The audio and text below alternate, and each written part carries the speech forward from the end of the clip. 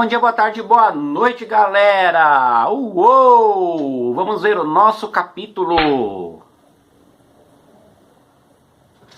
Muito bem, Portugal descobriu o Brasil em 1500, né? Com todos os desdobramentos aí desse termo descobrimento, mas vamos lá, né? Descobriu o Brasil em 1500, o grande sonho de Portugal, como de toda a nação mercantilista daquela época, era encontrar ouro, prata e metais preciosos. Mas nós vimos que inicialmente os portugueses não encontraram nada disso, né? Por isso que os portugueses primeiro investiram na produção de açúcar. Mas os bandeirantes paulistas procuravam ouro no interior do Brasil, né? As expedições dos bandeirantes eram sempre para, primeiro, procurar ouro, prata ou metais preciosos. Segundo, prear indígenas, ou seja, escravizar índios, né, prender e vender como escravos. Embora fosse proibido, né, mas vocês sabem, o Brasil é o lugar onde o proibido é o certo, né? Continuando, enfim, esses bandeirantes paulistas, eles vão encontrar ouro no chamado Sertão, que era o interior da capitania de São Paulo, e veio mais tarde a ser a província de Minas Gerais. Encontraram ouro por lá depois de diversas expedições. E aconteceram muitos problemas com essa questão do ouro, né? Uma delas, né, já para começar, é a situação do acordo do Tratado de Methuen, que Portugal tinha com a Inglaterra. É o chamado Tratado dos Panos e Vinhos, né?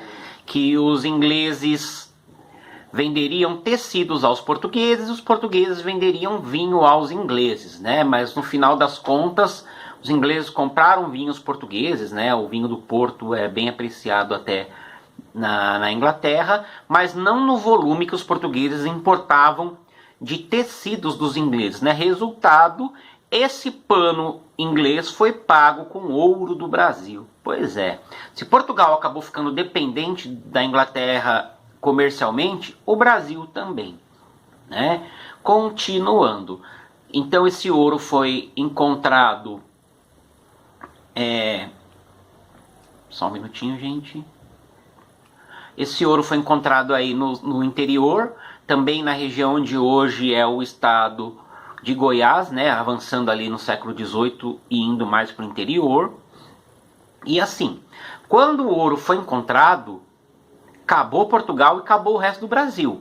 Todo mundo largou o que tinha e foi direto para a região das Minas, tá?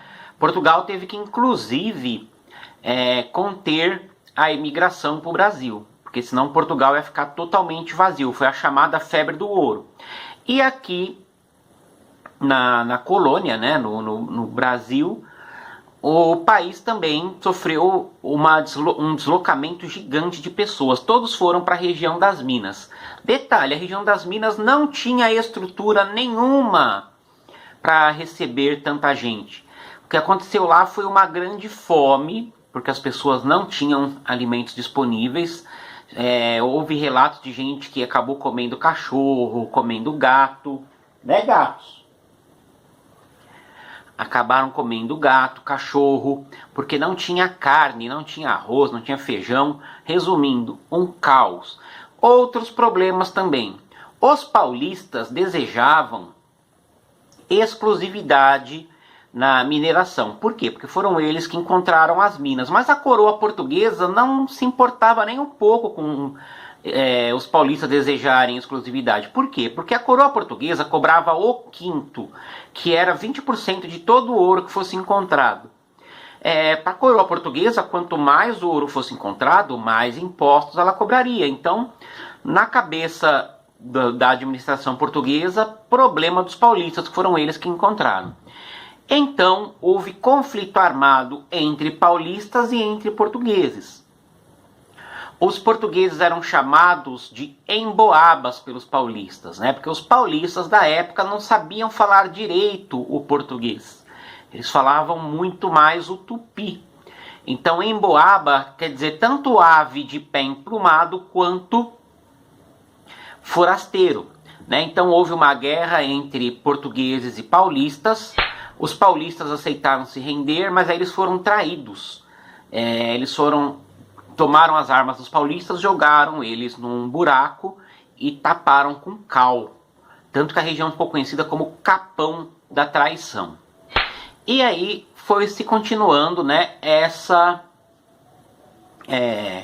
exploração aurífera. Ela era explorada tanto no leito dos rios, né, com a bateia, quanto também com cavernas subterrâneas, né? É um trabalho brutal para os escravizados, né? Os escravizados, eles ficavam muitas vezes o dia inteiro dentro da água, na água fria. Muitos tinham gripe, pneumonia, e a média de idade desses escravos era até no máximo 45 anos. A maioria morria entre 39 e 45 anos, né? Morriam super jovens, na idade do Pro, 42. Né? Então, era uma situação muito ruim, muito desgastante. Essas minas também, elas só eram dadas para as pessoas que tinham muito dinheiro. Por quê? Porque elas tinham que ter um número mínimo de escravizados para... Eu fico me corrigindo de falar escravos, entre escravos e escravizados. O correto é escravizado. A pessoa, escravo seria o que a pessoa é escrava. Ela não é escrava, ela não nasceu escrava, ela foi escravizada, né? Então o termo correto é escravizado. Nós já vimos isso em aulas, mas às vezes eu dou uma engasgadinha aí entre escravos e escravizados, mas vamos lá. Então, se cobrava, se tinha um mínimo de escravos. Então, como o escravo era caríssimo, algumas estatísticas falam que um escravo deveria custar hoje, um escravizado, entre 30 e 60 mil reais, né? Uma coisa muito cara. Escravizado era uma coisa para gente rica, rica e canalha, né? Diga-se de passagem. E então, para a pessoa ter escravizado, é sinal que ela era rica. Então só tinha acesso à mineração quem realmente fosse rico. E aí a coroa portuguesa criou um monte de impostos. Era captação, que por cada escravo, né, capita é cabeça. Captação, cada escravo correspondia a um valor para pagar em impostos. Quem tivesse mais escravizados, sinal que extraía mais ouro, e sinal que tinha mais ouro, então teria como pagar mais impostos. Tinha o quinto, que o quinto era para todos, todo mundo tinha que pagar 20%. Só que não se pagava nunca, né? Nunca havia o pagamento dessa tributação, né? Dessas taxas ao governo de Portugal. O que Portugal fez? Criou as casas de intendência, né? E nessas casas o que acontecia, né? Tinha lá nas intendências a casa de fundição. Todo mundo que encontrasse ouro, não importasse a quantidade, tinha que levar para a casa de fundição. Lá esse ouro seria derretido, quintado, ou seja, se o cara levasse 100 quilos de ouro, o governo transformava isso em barras, pegava dessas barras 20 quilos e devolvia só 80. O cara levava 100 e ia embora com 80 nesses lingotes. Olha aí a imagem dos lingotes. Vinha neles gravado o selo real de Portugal, da coroa portuguesa, e o número de registro desse ouro. Era proibido circular com ouro em pepita e ouro em pó. Mas o Brasil é o Brasil, né, gente? Então é óbvio que muito ouro foi contrabandeado, inclusive pelos padres jesuítas. Um dos motivos que o Marquês de Pombal, primeiro-ministro português, expulsou os jesuítas do Brasil e de todas as terras de Portugal foi essa situação do santinho do pau oco.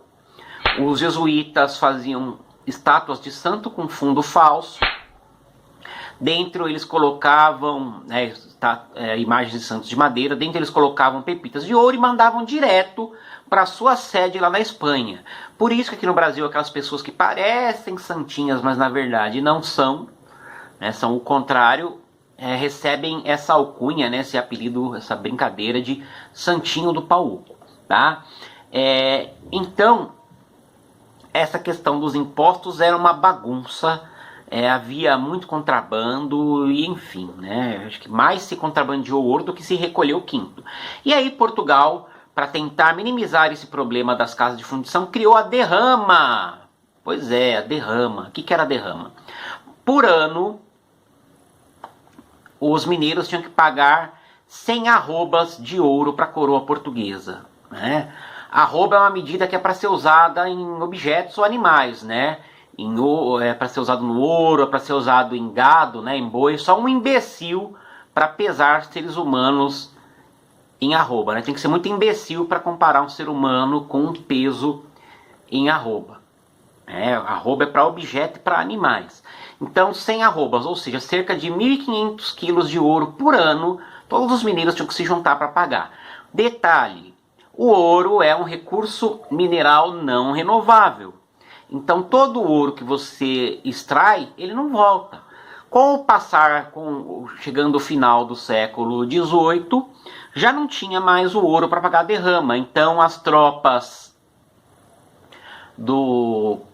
de Portugal vinham e tomavam tudo que a pessoa tinha. Tomava animais, tomava móveis, tomava talheres, tomava açúcar. O que a pessoa tivesse em casa era confiscado pelo governo português para inteirar o valor da derrama. Um dos primeiros que se revoltou contra isso foi o Filipe dos Santos, né, mineiro de Vila Rica. Né? Então, ele entrou em revolta contra Portugal, também foi preso, enforcado, esquartejado, como a justiça portuguesa e espanhola fazia na época. Depois, mais pro finalzinho do século XVIII, se encontrou diamante por lá, né? Primeiramente, a coroa portuguesa quis fazer uma espécie de arrendamento. Alguém muito bilionário da época pagava uma taxa anual para a coroa portuguesa para poder explorar diamantes à vontade na região do Arraial do Tejuco, né? Só que o que vai acontecer? Outra vez, corrupção. Brasil, a corrupção do Brasil não começou em 2002, a corrupção do Brasil começou em 1500, tá, gente? O Brasil sempre foi, e acho que infelizmente sempre será corrupto. Mas enfim, então o Arraial do Tejuco era a região lá de Minas que tinha diamante. Depois de todos esses problemas com os contratadores, tem a história da Chica da Silva, que foi casada com um contratador, né, que foi uma escrava, que era a verdadeira rainha do Brasil. Mas enfim, né, Portugal acabou mandando um intendente direto da coroa portuguesa para administrar a exploração dos diamantes, né, já que houve muito problema por lá. E as tropas lá de Minas Gerais que protegiam os interesses da coroa portuguesa eram os dragões das minas, né, do distrito diamantino. Beleza, galera? É isso, deem uma olhada no livro. Se vocês tiverem alguma dúvida, mandem mensagem pro professor e respondam as 5 perguntinhas, beleza? Uou!